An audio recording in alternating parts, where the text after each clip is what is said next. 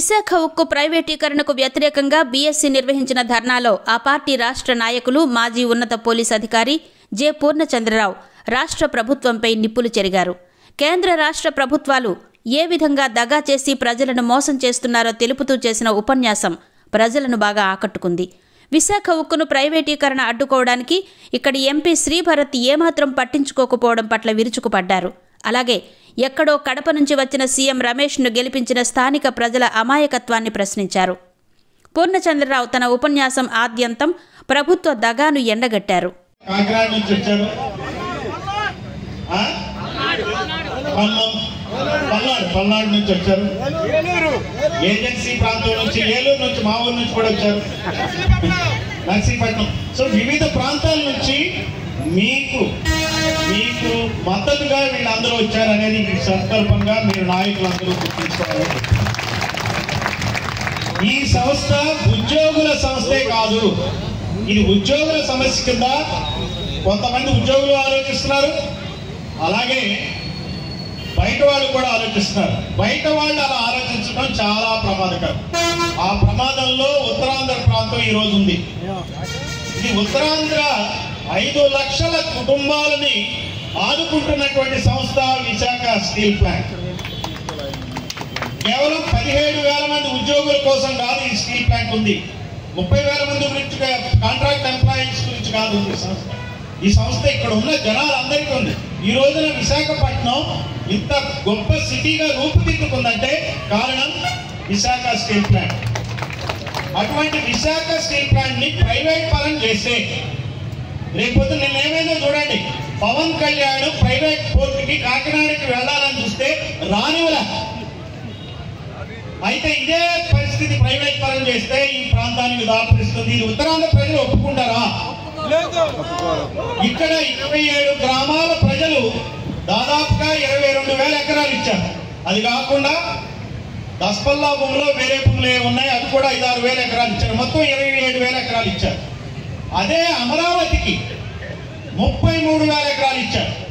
అమరావతిలో 33 ఎకరాలు ఇస్తే ప్రతి ఎకరానికి ఈ ప్రభుత్వం 1000 గజాల ఇంటి స్థలం, 400 కమర్షియల్ స్పేస్ ఇచ్చింది.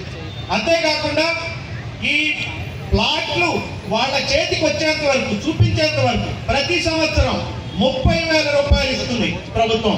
మరి ఉత్తరాంధ్రలో 67 గ్రామాల ప్రజలు ఏం పాపం చేస్తున్నారో చెప్పండి నాకు. ఈ ఉత్తరాంధ్ర ప్రజల భూమిని అప్పనంగా విశాఖ స్టీల్ ప్లాంట్కి అమ్మేసి ఆ విశాఖ స్టీల్ ప్లాంట్ మొత్తం కలిపి అదానీలకి, జిందాల్కి అమ్మేస్తారా? ఇదా ఈ ప్రభుత్వాలను మనం ఎన్నుకున్న ప్రభుత్వాలు చేసే పని? ఈ రోజున ఆంధ్రప్రదేశ్లో ఇది ఆంధ్రప్రదేశ్ కాదు, అదానీ ప్రదేశ్ గా మార్చే ప్రయత్నాలు జరుగుతున్నాయి. ఈ రోజున స్టీల్ ప్లాంట్ సమస్య అంటే ఓన్లీ ఉద్యోగస్తుల సమస్య కాదు, ఇది ప్రజలందరి సమస్య. ఈ ఉత్తరాంధ్ర రాజకీయ భవిష్యత్తు సమస్య. ఈ రోజు చూద్దాం, మనకి ఢిల్లీ నుంచి బహుజన్ సమాజ్ పార్టీ రాజ్యసభ ఎంపీ అయినటువంటి మన గౌతమ్ రామ్జీ గారి ధర్నాకు వచ్చారు. ఎవరైనా ఎంపీ ఇక్కడికి వచ్చి ఎవరైనా సరే ధర్నా చేశారా? మీరు నిన్నగాక మొన్న గెలిపించుకున్నారు శ్రీభరత్, చాలా కుర్రోడు, బాగా ఆయన మావ అయితే ఇంకా కుర్రోడు. ఆయన మావ చెప్పండి. Unstoppable Balakrishna, unstoppable Balakrishna. మరి ఆయన ముద్దుపూర్లో 3 సార్లు గెలిచాడు. మరి ఏం చేస్తున్నాడు చెప్పండి? ఈ రాష్ట్రానికి, ఈ ప్రాంతానికి ఏం చేస్తున్నాడు? ఆయన అల్లుడే ఇక్కడ ఎంపీ కదా. ఈ ఎంపీ ఏం చేస్తున్నాడు? సరే, ఈ ఎంపీ కోడలుడు ఎవరో చెప్పండి. Lokesh, chief actor, chief minister, అతనేం చేస్తున్నాడు? ఆయన లోకేష్ తండ్రి చంద్రబాబు నాయుడు 4 సార్లు ముఖ్యమంత్రి అయ్యి ఏం చేస్తున్నాడు? ఈ స్టీల్ ప్లాంట్ ప్రైవేటీకరణ కాకుండా ఇక్కడ హుద్దుహుద్దు వస్తే బస్సులో కూర్చుని ఈ కార్యక్రమాలని డిజాస్టర్ మేనేజ్మెంట్ చేయడానికి ఉన్నటువంటి శ్రద్ధ ఈ రోజున విశాఖ స్టీల్ ప్లాంట్ ప్రైవేటైజ్ అవుతుంటే ఎందుకు చంద్రబాబు శ్రద్ధ తీసుకోడు? నాకు చెప్పండి. మరి ఇటువంటి చీఫ్ మినిస్టర్తో మనకి ఏం మేరకు అవుతుంది? మనం ఏ రకంగా ఈ దేశం బాగుపడుతుంది? ఈ రకంగా చూస్తే అదే కుటుంబం నుంచి వచ్చినటువంటి ఎంపీ ఇక్కడ 2 సార్లు ఎంపీగా గెలిచి మళ్ళీ కేంద్ర మంత్రి, బీజేపీ ప్రెసిడెంట్ అయిన ఇంకొక ఆమె ఉన్నారు, ఆమె ఎవరు చెప్పండి? పురంధేశ్వరి. మరి ఆమె ఏం చేస్తున్నారు చెప్పండి? ఈ ఎంపీలు ఇప్పుడు ఆమె అక్కడ ఇక్కడ గెలిచింది, మళ్ళీ రాజమండ్రిలో ఎంపీ గెలిచింది. వీళ్ళంతా ఒకే కుటుంబంలో 5గురు ఉన్నారు. ఒక చీఫ్ మినిస్టర్, 2 ఎంపీలు, తర్వాత ఒక డిఫాక్టో చీఫ్ మినిస్టర్. 5గురు ఉండి ఈ రాష్ట్రానికి ఏం వరుగుతుందో చెప్పండి, ఈ స్టీల్ ప్లాంట్ కి ఏం వరుగుతుందో చెప్పండి. ఈ స్టీల్ ప్లాంట్ ని లాభాల బాటలో నడిపించలేనటువంటి తెలివి తక్కువ నాయకులు వీళ్ళు.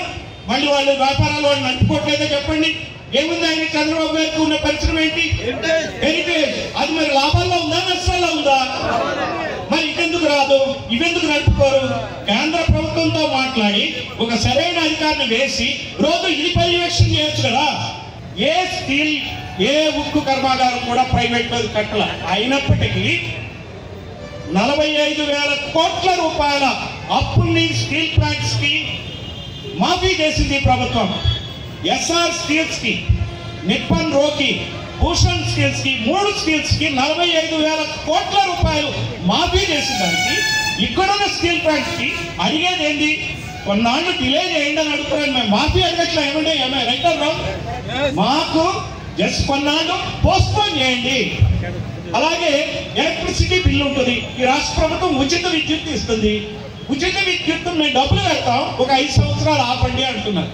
ఏమి ఇబ్బంది చెప్పండి? ఇందులో వాళ్ళకి ఇవన్నీ తెలియక కాదు. దీన్ని వ్యాపారాత్మకంగా బిజినెస్ పరంగా లాభదాయకంగా నడపాలని వాళ్ళకి తెలుసు. నాకు తెలిసింది వాళ్ళకి తెలియదా చెప్పండి? వాళ్ళకి తెలుసు. కానీ కుట్రపూరితంగా దీన్ని నష్టాల్లోకి నెట్టేసి ఇది పనికిరాదని చెప్పి దాన్ని వ్యాపారస్తులకు అమ్మేయటమే ఇక్కడ ఉన్నటువంటి రాజకీయం అనేటువంటి కుట్ర. తత్ఫలితంగా వాళ్ళకి 1,000 కోట్ల రూపాయల ముడుపులు వస్తున్నాయి. సో ఈ ముడుపులు లంచాలతోనే వాళ్ళకి జీవితం. ఇందాక మా బాలయ్య గారు అన్నారు, పరంజ్యోతి గారు అన్నారు, ఈ 5 సంవత్సరాలు మీ గవర్నమెంట్ ఉండదు, జాగ్రత్త చేయకపోతే. వాళ్ళు దానికి కూడా సిద్ధమే, దానికి కూడా సిద్ధమే. ఎప్పటికప్పుడు అమ్ముకోవాలి. మన ఇల్లు చక్క ఉంటుంది కదా, ఇల్లు చక్కదిద్దుకోవాలి. వాళ్ళకి కావలసిన 1,000 కోట్లు సంపాదించుకుని ఓడిపోతా కూడా రెడీగా ఉండేటువంటి పరిస్థితుల్లో ఈ రాజకీయ నాయకులు మళ్ళీ ఎలక్షన్లో గెలుద్దాం. ఈ ఉత్తరాంధ్రలో బుద్ధిజం పరిడవిల్లింది. ఈ ఉత్తరాంధ్రలో బుద్ధిజం పరిడవిల్లింది.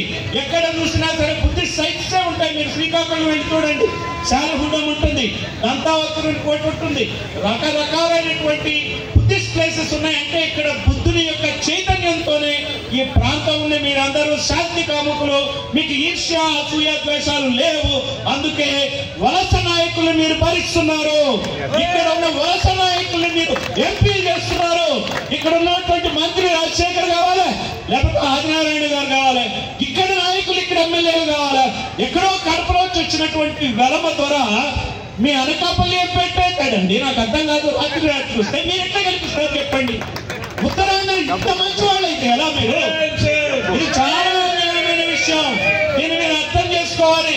ఉత్తరాంధ్రకు అన్యాయం జరుగుతుంది. ఈ రోజున శ్రీకాకుళం జిల్లాలో ప్రముఖ సామాజిక వర్గం కాళింగ సామాజిక వర్గం, వాళ్ళకి మినిస్ట్రీలే చూడండి ఎంత అన్యాయం.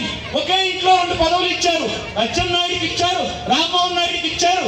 కానీ కళింగ సామాజిక వర్గాన్ని గుర్తింపేలేదు.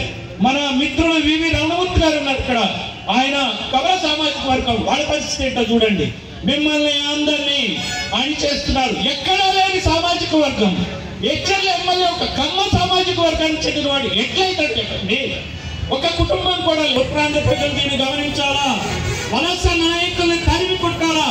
ఈ రోజున 5 లక్షల కుటుంబాల ఉసురు ఈ వలస నాయకులకి ఈ 2 పార్టీల వాళ్ళకి తగ్గుతుంది. అందుకని చెప్పి ఉద్యమించాల్సిన అవసరం ఉంది. బహుజన్ సమాజ్ పార్టీ ఇక్కడ ఉన్నటువంటి 27 గ్రామాల్లో ఉండేవాళ్ళంతా బీసీలు, ఎస్సీలు, ఎస్టీలు, మైనార్టీలే. వాళ్ళ కోసమే ఆలోచిస్తుంది, అదే దృష్టితో పనిచేస్తుంది. కాబట్టి మేము ఖచ్చితంగా ఈ రోజున ఉన్నటువంటి ఇక్కడ యూనియన్స్ అన్నిటికీ కూడా మేము సంఘీభావం ప్రకటిస్తాం. ప్రజలందరూ చైతన్యవంతులై ఉండి మన స్టీల్ ప్లాంట్ మనం కాపాడుకుంటాం. జై భీమ్, జై పులే, జై భారత్.